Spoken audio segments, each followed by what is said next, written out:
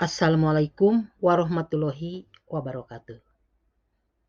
Sampurasun, barudak anu balager, wilujeng tepang sareng Ibu dina dinten ieu bade ngadugikeun materi perkawis wawacan. Naon ari wawacan? Wawacan nyaeta karangan panjang anu ditulis dina wangun pupuh, eusina ngebrehkeun hiji runtuyan carita nu ngandung hiji tema. Salajengna di dieu aya hal-hal ngeunaan wawacan. Kecap wawacan asalna tina kecap waca, nu hartina maca. Ku kituna bisa disebutkeun yen ayana wawacan di tatar Sunda teh sabada masyarakatna geus barisaeun maca. Seni macakeun wawacan disebutna beluk.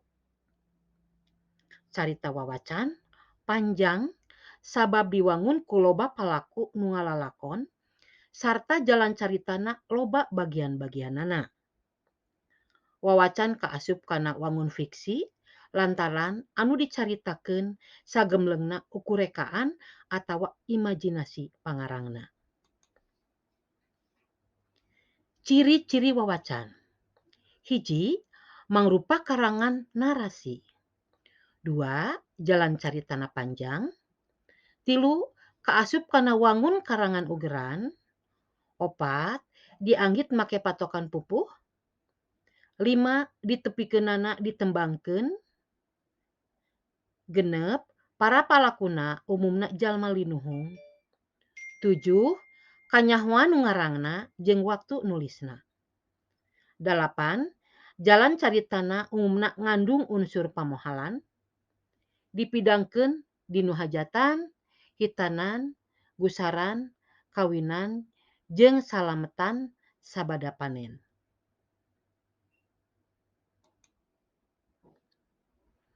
Sajarah wawacan. Ditilik tina sajarahna, gelarna wawacan teh sabada sastra Sunda kapangaruhan ku sastra Jawa. Pangpangna Mataram. Dina abad ka-17 asupna wawacan ka tatar Sunda teh babarengan jeung asupna pangaruh basa Jawa nepikeun ka pertengahan abad ka-18. Papasingan wawacan.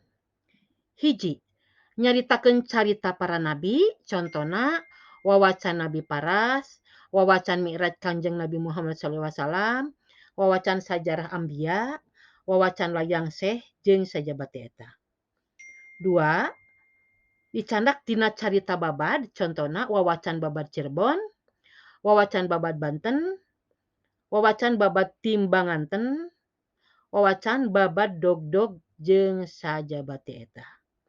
3, tina carita fiksi, contona wawacan Rengganis, wawacan Angling Darma, wawacan Darma Wulan, wawacan Dewa Ruci jeung sajabate eta.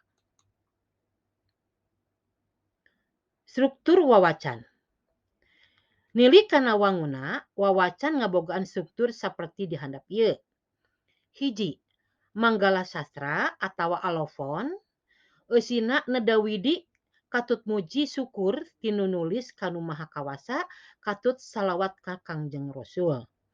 2, eusi nyaeta guluyurna carita ti mimiti nepi ka tamat. 3, bagian panutup atau kolopon eusina nyaritakeun ngeunaan titi mangsa ditulisna eta eusi wawacan.